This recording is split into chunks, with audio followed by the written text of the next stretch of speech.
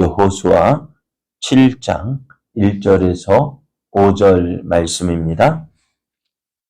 이스라엘 자손들이 온전히 바친 물건으로 말미암아 범죄하였으니 이는 유다 지파 세라의 중손 삽디의 손자 갈미의 아들 아간이 온전히 바친 물건을 가졌습니다. 여호와께서 이스라엘 자손들에게 진노하시니라. 여호수아가 여리고에서 사람을 베델 동쪽 베다엔 곁에 있는 아이로 보내며 그들에게 말하 이르되 올라가서 그 땅을 정탐하라 하매 그 사람들이 올라가서 아이를 정탐하고 여호수아에게로 돌아와 그에게 이르되 백성을 다 올라가게 하지 말고 2~3천 명만 올라가서 아이를 치게 하소서. 그들은 소수이니 모든 백성을 그리로 보내어 수고롭게 하지 마소서 하므로 백성 중 3,000명쯤 그리로 올라갔다가 아이 사람 앞에서 도망하니 아이 사람이 그들을 36명쯤 쳐 죽이고 성문 앞에서부터 스바림까지 쫓아가 내려가는 비탈에서 쳤으므로 백성의 마음이 녹아 물같이 된지라. 아멘. 할렐루야. 우리를 사랑하시는 하나님께서 오늘도 우리에게 은혜의 날을 허락해 주셨습니다. 하나님께서 허락하신 오늘이 하나님을 믿고 그 말씀에 순종함으로 하나님의 선하신 뜻을 이루어가는 복된 날 되기를 예수님의 이름으로 축복합니다. 오늘 우리에게 주신 하나님 말씀을 통해서 나의 나된 것은 하나님의 은혜입니다. 나의 나된 것은 하나님의 은혜입니다. 이런 제목으로 하나님 말씀을 증거하겠습니다. 여호수아가 이끄는 이스라엘이 이스라엘을 공격했습니다. 이스라엘의 여리고성 공격 방법은 우리가 전혀 생각하지 못했던 그 어느 누구도 세상에서 지금까지 전쟁하는 가운데서 이런 전쟁은 없었을 것 같아요. 어떻게 여리고성을 공격했습니까? 하루에 한 바퀴씩 여리성을 돌았고요. 제7일째에는 7바퀴를 돌았습니다. 이렇게 되어지 그리고 또 끝까지 하나님 제사장의 양각 나팔 소리에 맞추어서 이스라엘 백성이 온 힘을 다해서 함성을 지를 때 그 소리에 어떻게 해요? 여리고성이 무너졌습니다. 참 놀라운 방법인데요. 이스라엘이 이렇게 여리고성을 공격하고 그 전쟁에서 승리할 수 있었던 이유는요, 다른 것 때문이 아닙니다. 순종입니다. 미련해 보이지만 하나님 말씀에 순종할 때에 그 순종하는 자가요, 하나님께서 주시는 은혜를 누릴 수가 있습니다. 또 살아계신 하나님을 경험합니다. 우리 믿음 생활을 돌아보면은요, 순종할 때 하나님의 은혜를 누리게 되어지고요, 불순종하면은 그 하나님의 은혜를 누리지 못해요. 미련해 보이지만은요, 어리석어 보이지만은요, 하나님의 일하시는 방법은요, 우리들의 지혜보다 낫습니다. 자, 이제 여리고성을 정복한 이스라엘의 사기는 충천했습니다. 무슨 일이라도 다 할 수 있을 것 같았습니다. 그래서 이스라엘은 이제 여리고성 다음으로 정복할 성을 이제 아이성을 이제 선택을 합니다. 여호수아는 이 여리고성 싸움에 이어서 아이성에도 승리하게 사람을 보내어서 정탐을 합니다. 여리고성을 정탐하고 돌아온 정탐꾼은요, 여호수아에게 이렇게 이야기합니다. 아이성은 작은 성이다. 사람도 별로 없고, 그러니까 우리가 온 이스라엘에 다 올라갈 필요도 없고 한 2~3천 명이면 충분하겠다라고 이야기를 합니다. 그래서 여호수아는 이 정탐꾼의 보고대로 이제 3,000명의 군사를 보내서요, 아이성을 공격합니다. 이스라엘 백성은 어느 누구도 이번 싸움에도 우리가 승리할 것이다 라고 생각을 했습니다. 왜요? 아이성과의 싸움에서도 승리했는데, 아이성 싸움에서도 승리했는데, 어때요? 여리고성 싸움에서도 승리했는데, 아이성 싸움에서 싸움쯤이야. 쉽게 생각을 했습니다. 그런데요, 어떻게 되었습니까? 아이성을 공격하러 올라간 이스라엘은요, 아이성 입구에 그 아이성에 도착한 싸우기도 전부터 이제 아이성 사람의 심한 반격에 밀리게 되었습니다. 아이성 사람들을 공격하자 이스라엘 백성 밀리고 도망하는 가운데 36명의 군사가 죽임을 당합니다. 이스라엘이 전전하는 가운데서요, 사망자가 나온 일은 이번이 처음이었습니다. 첫 사망자가 나오자 이스라엘 사기는 땅에 떨어졌습니다. 오늘 5절 말씀을 보면은 아이 사람들이 그들을 36명쯤 쳐 죽이고 성문 앞에서부터 스바림까지 쫓아가 내려가는 비탈에서 쳤으므로 백성의 마음이 녹아 물같이 되었다 했습니다. 백성들의 마음이 녹아 물같이 되었다는 이 말씀은요, 이제 5장 1절에서 나오는데요. 5장 1절에서는 요단 서쪽의 아모리 사람의 모든 왕들과 해변의 가나안 사람의 모든 왕들이 여호와께서 요단 물을 이스라엘 자손들 앞에서 말리시고 우리를 건너게 하셨음을 듣고 마음이 녹았고 이스라엘 자손들 때문에 정신을 잃었더라, 이렇게 기록하고 있어요. 그러니까 이스라엘 백성이 그 범람하는 요단강 물을 건넜다는 소식을 듣고요, 가나안 족속의 모든 왕들이, 모든 사람들이 오늘 말씀처럼 마음이 물같이 녹았다 했습니다. 싸울 전의를 상실한 거예요. 그런데 오늘 이스라엘 백성들이 그와 같이 되었다는 것입니다. 역전이 된 거죠. 반전이 되어진 거죠.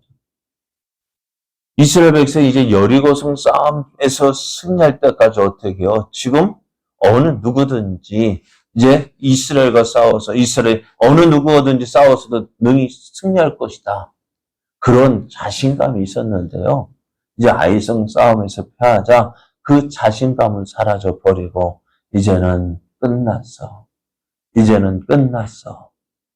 그렇게 되어 버린 것입니다. 자, 그러면은 이스라엘 백성이 왜 여리고성 싸움에서도 승리한 그 이스라엘이요, 아이성 싸움에서 패했을까? 오늘 1절에서는, 보면 7장 1절에서는요, 그 이유를 너무나도 분명하게 말씀합니다. 1절을 보면은 이스라엘 자손들이 온전히 바친 물건으로 말미암아 범죄하였으니 이는 유다 지파 세라의 중손 삽디의 손자 갈미의 아들 아간이 온전히 바친 물건을 가졌음이라 여호와께서 이스라엘 자손에게 진노하시니라 했습니다. 이스라엘 백성이 아이성 싸움에서 패한 이유는요, 아간의 범죄 때문이다 라고 말씀해요. 하나님은 여호수아에게 이제 이스라엘이 여리고성을 공격하기 전에 이렇게 명령합니다. 너희는 온전히 바치고 그 바친 것 중에서 어떤 것이든지 취하여 너희가 이스라엘 진영으로 바치는 것이 되게 하여 고통을 당하게 되지 아니하도록 오직 너희는 그 바친 물건에 손대지 말라라고 하셨어요. 하나님은 여리고성을요, 이스라엘 백성이 가나안 땅을 정복할 때 첫 열매로 받으시길 기뻐하셨습니다. 하나님께 드려진 첫 열매였어요. 그런데 그 첫 열매 가운데, 그래서 어떻게 해요? 여호수아는 어느 누구도 여리고성에서 아무 물건도 취하지 말라고 명령을 했건만 아간은요, 어떻게 했어요? 그 여호수아의 명령을 듣지 않았습니다. 아무도 모르게 그는 여리고성 싸움에서 그에 필요한 물건들 21절을 보면은 내가 노력한 물건 중에 시날산의 아름다운 애투한 벌과 은 200세겔과 그 무게가 50세겔 되는 금덩이 하나를 보고요. 그것을 가졌다 했습니다. 아무도 모르는 줄 알았습니다. 온 이스라엘 백성이 승리의 기쁨에 잠겨서 다 기뻐할 때에 이 아간은요, 하나님 말씀에 불순종해서 자기 눈에 좋아 보이는 그것을 감추었다 했습니다. 아무도 모를 줄 알았습니다. 그런데 하나님은 그 모든 것을 보고 계셨습니다. 이스라엘이 전쟁에서 패한 이유는 바로 이것 때문에요. 어제도 말씀드렸습니다. 하나님은 온전한 순종을 기뻐하셔요. 끝까지 순종하는 것을 기뻐하셔요. 이스라엘 백성이 여리고성을 정복할 수 있었던 이유도 바로 이것 때문이었어요. 끝까지 그 함성 지르는 그것까지도 말씀하신 그대로 순종할 때야 어떻게 여리고성이 무너졌습니다. 오늘 온 이스라엘 백성이 하나님 말씀대로 여리고성에 취한 물건을 다 하나님 앞에 드렸는데 그 많은 사람 가운데서 아간, 별거 아니잖아요. 그죠? 별거 아니죠. 나 하나. 그 200만이 넘는 그 이스라엘의 숫자 가운데서 한 명은 별거 아닌 숫자입니다. 그런데요, 하나님은요, 그 한 사람의 범죄로 인하여서 온 이스라엘의 불순종으로 보게 됩니다. 온 이스라엘이 고통을 당하게 하셨습니다. 그렇습니다. 하나님의 온전한 순종, 그것이 없기에 오늘 이스라엘이 아기성 싸움에서 패하게 되었고요. 또 다른 것을 다른 한 가지 일을 찾는다면은 이스라엘의 자만입니다. 교만입니다. 여리고성을 정복한 이스라엘, 여리고성의 승리에 도취되어서 이제 여리고성 싸움이요. 누구의 힘으로 승리한 것입니까? 하나님의 도우시는 은혜로 승리한 거잖아요. 그렇죠? 하나님께서 도우시지 아니하셨다면은 여리고성 쉽게 정복될 성이 아닙니다. 성벽이 이중으로 되어 있고요. 바깥 성벽은 높이가 10m 가까이 된답니다. 그 성을 어떻게 넘어설 수 있어요?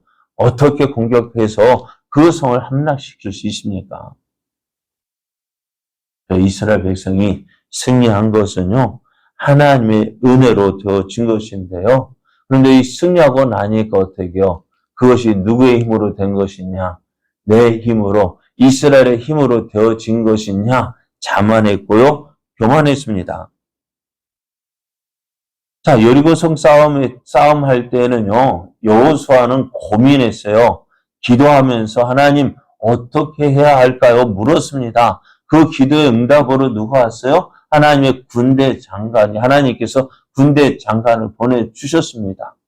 그렇게 고민하며 하나님의 은혜를 구하며 여리고성 싸움을 준비했던 여호수아였어요. 그런데 아이성 싸움에서는요, 물론 정탐꾼을 보내어서 정탐하게 했지만은 그 모든 전략을 누가 짰습니까?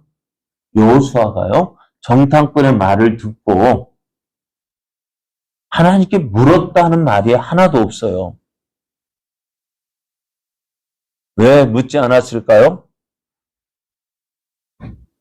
전쟁에서 승리했기 때문에요. 여리고성 싸움에서 승리했기 때문에요. 이번에도 분명히 싸우면 이긴다 하는 그 자만이요. 그 자만이 하나님께 묻지 않게 한 거예요. 하나님 없어도 내 힘으로도 승리할 수 있다는 것입니다. 우리가 기억해야 될 것이 있어요. 나의 나 된 것은요, 내 힘과 내 노력으로 되어진 것이 아닙니다. 하나님의 은혜로 되어진 것입니다. 하나님의 도우시는 은혜로 되어진 것입니다.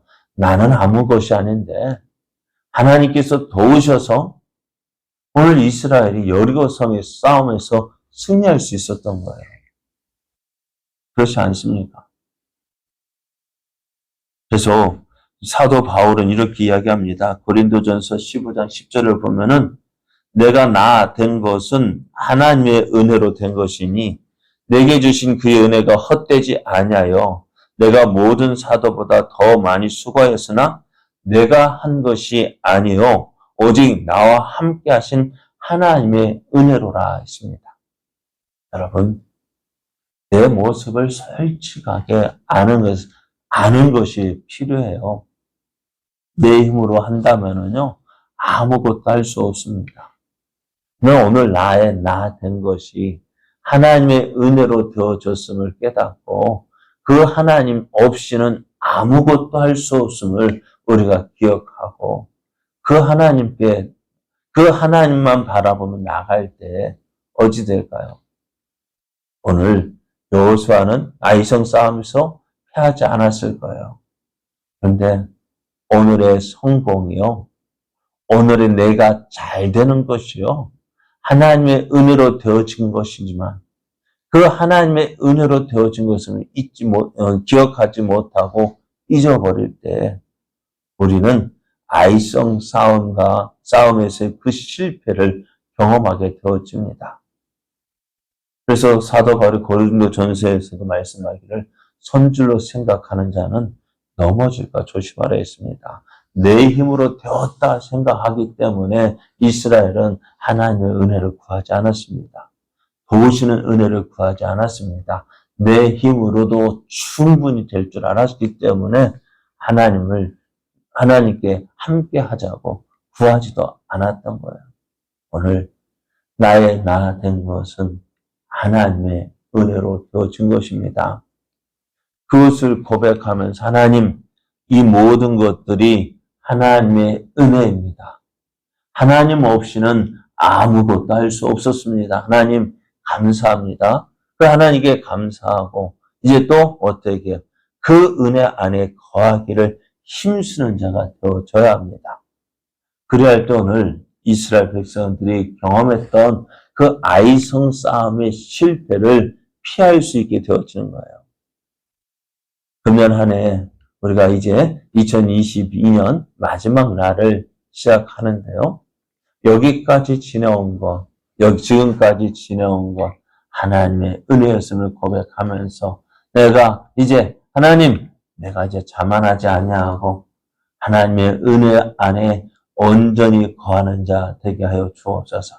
그래서 2022년 함께 하신 하나님께 감사하고 이 새로 시작되는 2023년은 더욱더 하나님의 은혜 안에 거하는 자, 하나님과 함께 하기를 기뻐하는 자 되어져서 하나님께서 주시는 놀라운 은혜들을 날마다 누리는 우리의 삶 되기 위해서 하나님께 간구하며 나아가는 이 아침 되기를 예수님의 이름으로 축복합니다.